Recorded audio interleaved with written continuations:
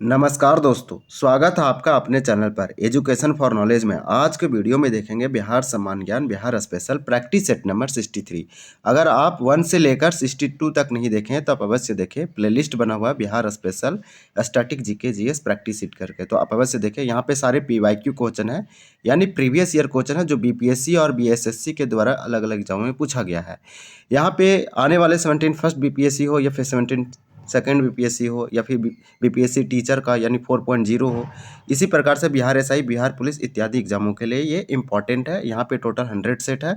आज हम लोग सेट नंबर 63 तक पहुँच चुके हैं। एक सेट में 20 प्रश्न है। इस प्रकार से हम लोग टोटल जो प्रश्नों की संख्या करेंगे वो 2000 यानी 2000 का PYQ करेंगे, यानी रिवीजन करेंगे।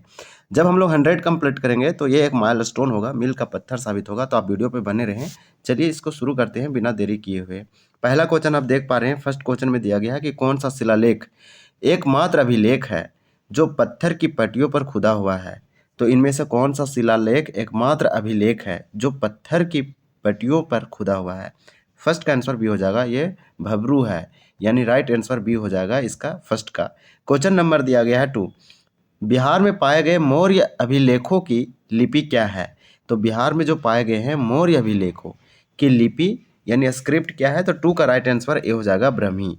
आपको बता दें यहाँ पे कुछ अभिलेख वर्ड आया है, तो अभिलेख के आप मान सकते हैं कि अभिलेख के कुछ प्रकार होते हैं। जैसे में एक शिलालेख होता है, तो शिलालेख जो है वो हम लोग ये याद रखेंगे कि शिलालेख जो है ये क्या होता है, ये पत्थरों पे, यानी ये अभिलेख पत्थरों पे उत्कीर्ण किए जाते हैं, यानी पत्थरों पे लिखे जाते हैं। ये अलग अलग स्थानों में पाया गया है, जैसे में धौली, कोरला, सराय खुर्द और गिरनार। तो गिरनार क्षेत्रों में जो पाए गए हैं वो किस प्रकार के अभिलेख हैं, तो हम लोग बोलेंगे कि शिलालेख है। एक होता है स्तंभ लेख। ये भी वर्ड आप अच्छे से याद रखें कि स्तंभ लेख क्या होता है। तो स्तंभ लेख जिसे हम लोग बोलते हैं पिलर एडिक्ट्स, तो ये हम लोग अच्छे से याद रखेंगे कि ये अभिलेख पत्थरों के खंभों पर उत्कीर्ण किए जाते हैं, यानी कि ये पत्थर के जो खंभे होते हैं, पिलर होते हैं, उस पे लिखे जाते हैं। ये अलग अलग स्थानों में पाए गए हैं, जैसे में सारनाथ में पाया गया है, कौशाम्बी में पाया गया है और मेरठ में पाया गया है।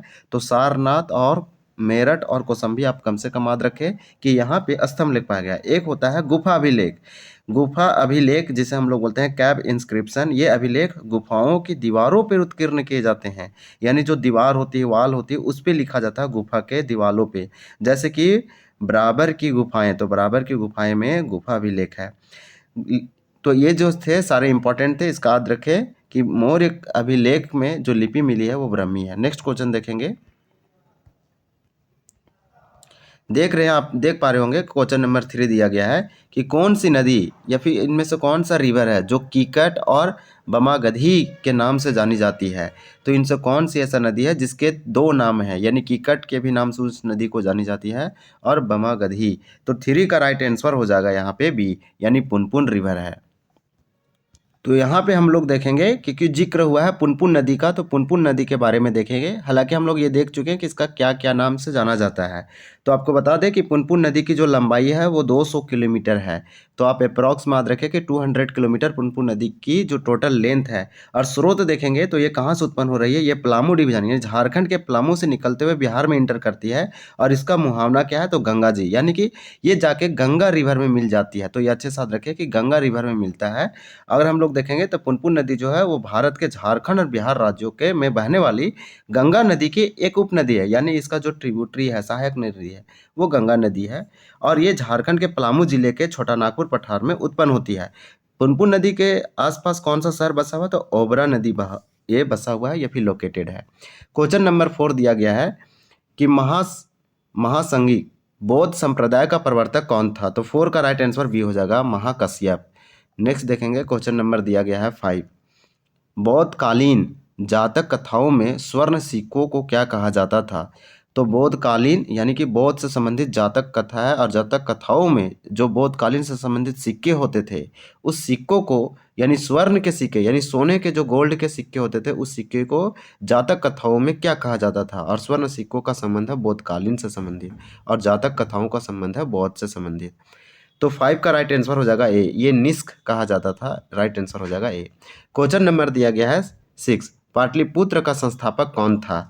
तो 6 का राइट आंसर हो जाएगा बी, उदयीन पाटलिपुत्र का संस्थापक था।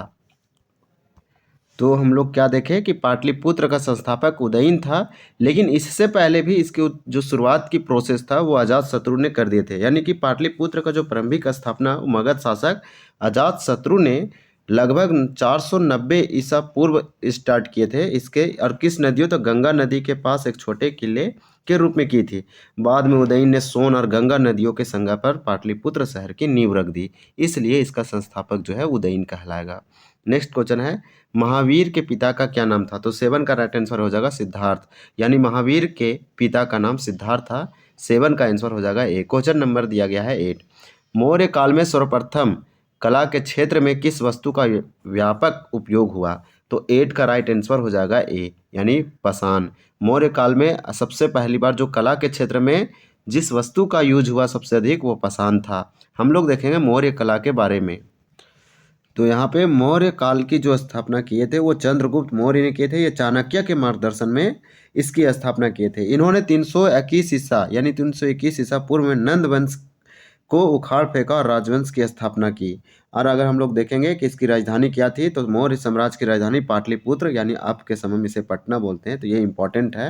हम लोग ये भी देखेंगे कि यहाँ पे कौटिल्य के द्वारा एक ग्रंथ लिखा गया है साहित्यिक स्रोत, जिसे अर्थशास्त्र बोला जाता है, और मेगास्थनीज के द्वारा लिखा गया इंडिका। ये सब साहित्यिक स्रोत है, और अशोक का जो शिलालेख है उससे संबंधित हमें कुछ इसके बारे में मिलता है। क्वेश्चन नंबर 9 में दिया गया है कि कौन सी ऐसी बात है जो बौद्ध और जैन धर्म में समान नहीं है?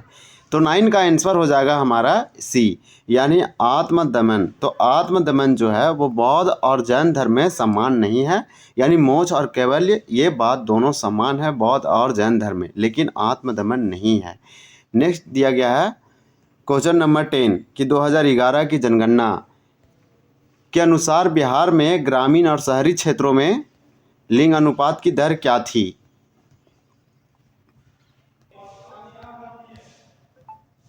तो राइट आंसर 10 का क्या होगा? ए होगा, 927 और 869, क्योंकि यहाँ पूछा गया था कि बिहार के ग्रामीण और शहरी क्षेत्रों में लिंग अनुपात की दर क्या थी। तो आपको बता दें कि बिहार के ग्रामीण क्षेत्रों में जो सेक्स रेशियो थी वो 927 थी, और शहरी क्षेत्रों में जो सेक्स रेशियो थी यानी कि लिंग अनुपात थी वो 869 थी। ये अकॉर्डिंग टू 2011 सेंसस।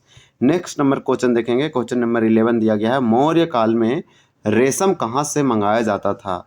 तो 11 का राइट आंसर भी होगा चीन से, यानी मौर्य काल में मौर्य डायनेस्टी के समय जो रेशम है, सिल्क है, ये चीन से मंगाया जाता था। 11 का आंसर भी होगा। क्वेश्चन नंबर 12 है कि बिहार में स्थित नालंदा विश्वविद्यालय में किस धर्म की महायान शाखा की शिक्षा विशेष रूप से दी जाती थी?